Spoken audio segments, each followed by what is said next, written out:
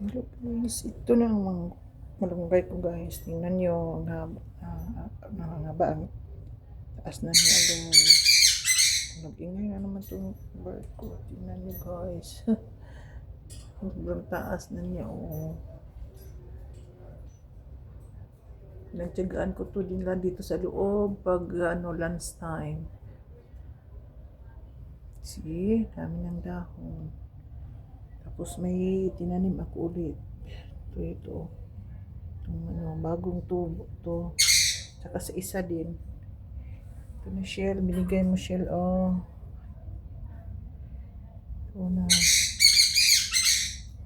Ito guys, ito purpose ko nito guys para siya sa hangin. Pag malakas ang hangin, ma-stress siya.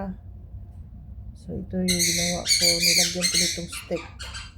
Itong stick nilagyan ko. Kahit andito sa loob to, nainitan naman siya. Dinala ko to sa labas pag maaraw na morning at saka hapon before mag-dark. Sabi ko lang sa loob.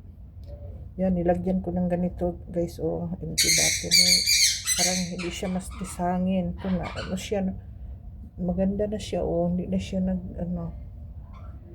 kala ni Michelle mamatay na to. Pinadala siya akin dito para daw isip, para mabuhay. Nasave ko talaga. Nilagayan ko ng vitamins, organic vitamins. Ang ginawa ko, alam nyo guys, yung red sugar. Tsaka yung panit ng banana. Tingnan ko kasi ito, baka may mga dugos-dugos yung maliit na mga insect na tumira yung dahon. Hindi naman, sa kamuti ko marami. Tapos in-sprayan ko. Ito may pang-spray ako itong ginawa kaya. Okay, so itong dishwashing ginawa ko to, hinaluan ko ng tubig. Tapos nilagyan ko ng kunting vinegar. At doon nakatulong to. Saya ko. Lumaki na yung katawan niya, oh.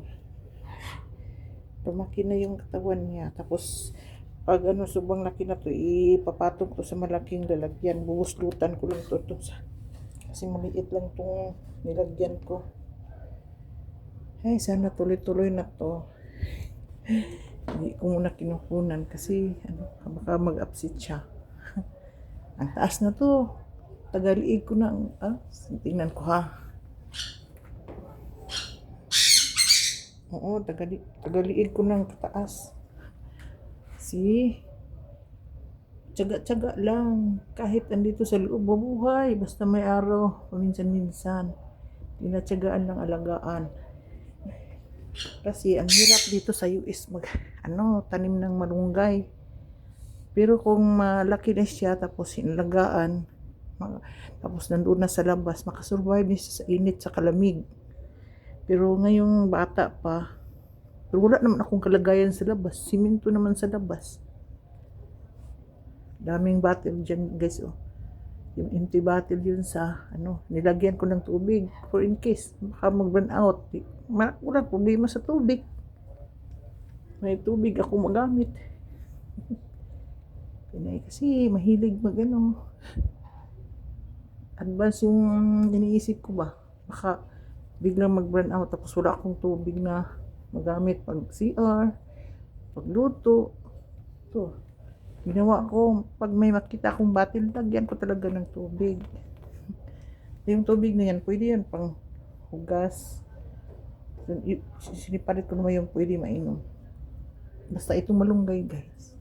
Tingnan nyo, ang saya ko talaga nito. See? Yung mga gustong magtanim, gustong kumain ng malunggay, magtanim na kayo. Yung iba mahilig sa laging maghingi. Okay naman maghingi, oy. Basta hindi lang forever maghingi. Lagi ng mga tanim ng kapitbahay. Magtanim din tayo sa atin kasi easy lang yung pag nandun lang sa yard natin. Kung gusto tayo magluto, bilis lang. Kuha ka lang sa labas, nagpunta ka pa sa kapitbahay maghingi. Mas maganda pag may tanim tayo.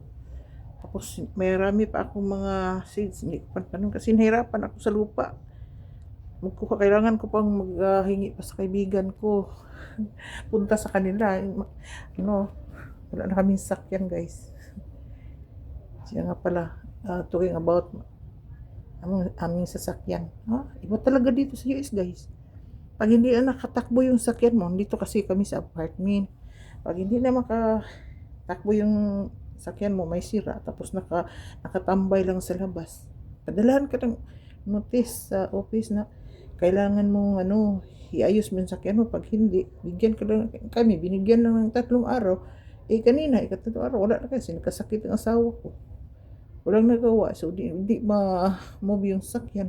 Yun, pag ragising ko kaninang umaga, pagtingin ko, wala na sakyan, kinuha na. Basura daw nila.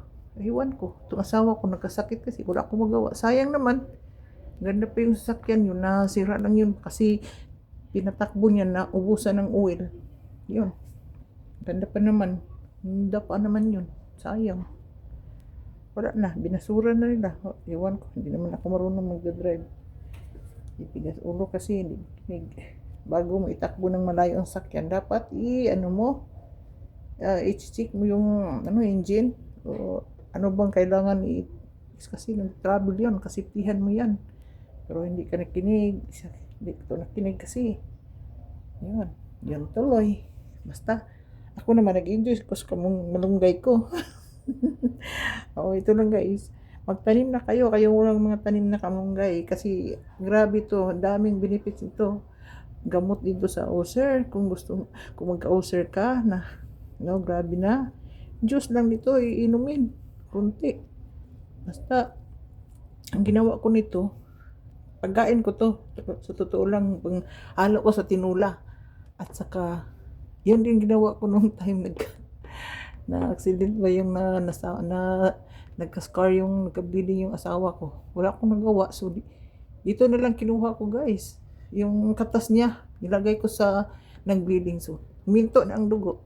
Laki pang tulong nito guys.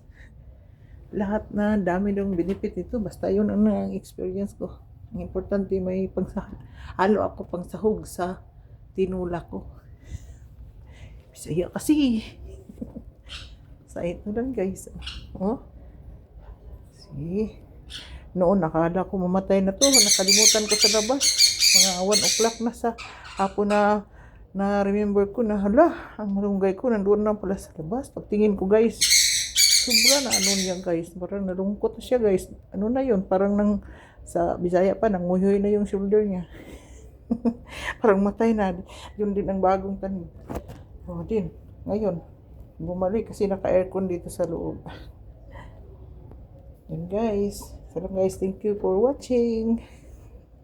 See you in my next upload. Bye-bye.